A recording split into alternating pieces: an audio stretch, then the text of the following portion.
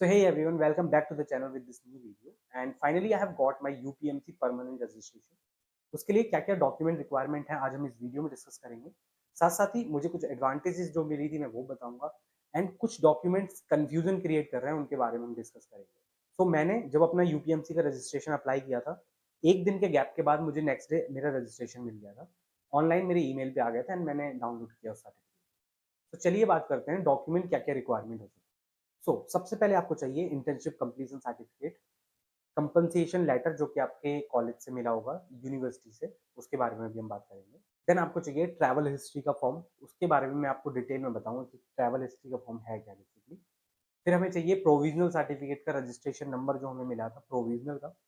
And उसके बाद हमें चाहिए अदर डॉक्यूमेंट्स। यहाँ जो आपको अदर डॉक्यूमेंट मेंशन हो रहा है इस सर्टिफिकेट्स में मैंने बेसिकली अपनी टीआरसी जो थी मेरी, लाइक जो जो वीज़ा मुझे मिला था, पहले हमें 90 दिन का वीज़ा मिलता है, फिर हमें 1 साल का मिलता है एंड देन हमें एक्सटेंड करवा के उसे 4 साल का, 5 साल का करवाना पड़ता है। तो उस वीज़ा की फ़ोटोज़ मैंने अपलोड की थी, साथ-साथ ही मैंने जो अदर डॉक्यूमेंट्स बच गए थे वो सारे अपलोड कर दिए थे अदर डॉक्यूमेंट में, एक पीडीएफ फॉर्म बनाकर। तो पीडीएफ का और इमेजेस का साइज़ 1 एमबी से छोटा रहना चाहिए, जो कि आप ऑनलाइन कैसे भी जाके कंप्रेस कर सकते हैं। आप ऑनलाइन टाइप करेंगे फाइल कंप्रेशन, तो वहाँ पर आपको कंप्रेस करके फाइल 1 एमबी से छोटी आपकी जेपीजी और जो भी आप पीडीएफ चाहते हैं वो बना देगा। एंड देन आपको चाहिए एफिडेविट। एक एफिडेविट बनानी है हमें, जो कि हमें कचहरी से जाके बनानी पड़ेगी या फिर आप नोटरी करवा सकते हैं ऑनलाइन भी। उसका फॉर्मेट मैं डिस्क्रिप्शन में ऐड कर दूंगा, नहीं तो फिर आप मुझे डीएम कर सकते हैं या फिर कमेंट कर सकते हैं, मैं आपको वहाँ पर भी दे दूंगा उसका लिंक बेसिकली। तो ये फॉर्मेट आपको एक एफिडेविट बनवानी है। उसके बाद आपको चाहिए आपका कंप्लीशन सर्टिफिकेट हो गया एंड देन आपको चाहिए अलॉटमेंट लेटर। सो बेसिकली हम 3 डॉक्यूमेंट में थोड़ा कंफ्यूजन, बाकी तो ऑलमोस्ट आप समझ ही गए होंगे कि आपको क्या क्या चाहिए। नंबर 1 बात करते हैं आपको कि अलॉटमेंट लेटर क्या है। देखिए अलॉटमेंट लेटर जब हमें यूपीएमसी की तरफ से पर्टिकुलर हर एक इंडिविजुअल को एक कॉलेज अलॉट हुआ था, जहाँ पर हमें लिखा था कि आपको एक पर्टिकुलर कॉलेज में जाके ही इंटर्नशिप करनी है। तो वहाँ पर आपका नेम था और उस कॉलेज का नेम था, एक आपकी यूनिवर्सिटी का नेम था। तो वो मैं यहाँ अटैच कर रहा हूँ, ये वाला आपको अलॉटमेंट लेटर चाहिए। एंड देन बात करते हैं ट्रैवल हिस्ट्री के फॉर्म के बारे में। देखिए ट्रैवल हिस्ट्री के फॉर्म मैं यहाँ अटैच कर रहा हूँ। इस फॉर्म की डिस्क्रिप्शन में मैं लिंक भी आपको दे दूंगा।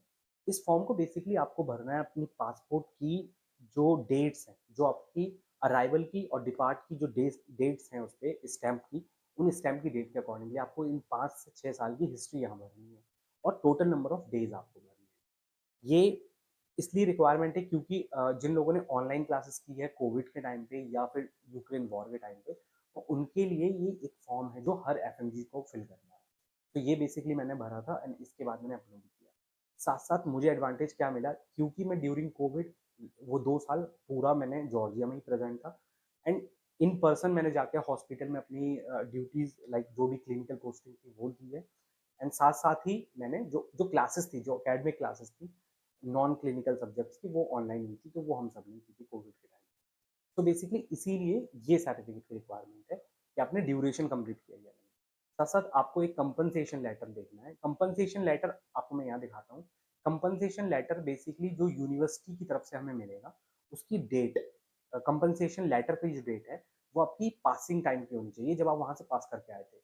ऐसा नहीं होना चाहिए कि आप यहाँ आ गए, जब आपको पता चला कि 2 साल की इंटर्नशिप है तब आपने वो कंपनसेशन लेटर बनवाया था। तो बेसिकली ये डेट मेंशन करना बहुत ज़रूरी है, जो कि बैक डेट होनी चाहिए, जहाँ पर जब आप पास करके आए थे तब आपको वो कंपनसेशन लेटर मिला था, जो कि हमारी न्यू विजन यूनिवर्सिटी ने हमें दिया था। तो ये सारे डॉक्यूमेंट्स आपको रिक्वायर्ड होंगे अगर आपको परमानेंट रजिस्ट्रेशन उत्तर प्रदेश में चाहिए और आप एक एफएमजी हैं, तो आपको ये सारे डॉक्यूमेंट रिक्वायरमेंट होंगे। एंड इसके साथ साथ आपको, अगर आपके सारे डॉक्यूमेंट सारी चीज़ें बिल्कुल परफेक्ट रहती हैं, तो विद इन 1 डे और 2 डे के अंदर अंदर परमानेंट रजिस्ट्रेशन आ जाता है। उसको अप्रूवल के लिए हो सकता है किसी का 4-5 दिन या 1 हफ्ते से ज़्यादा लगे, बट मैं अपना पर्सनली बताऊं तो मेरा 1 डे के गैप में सेकेंड डे ही परमानेंट रजिस्ट्रेशन आ गया था।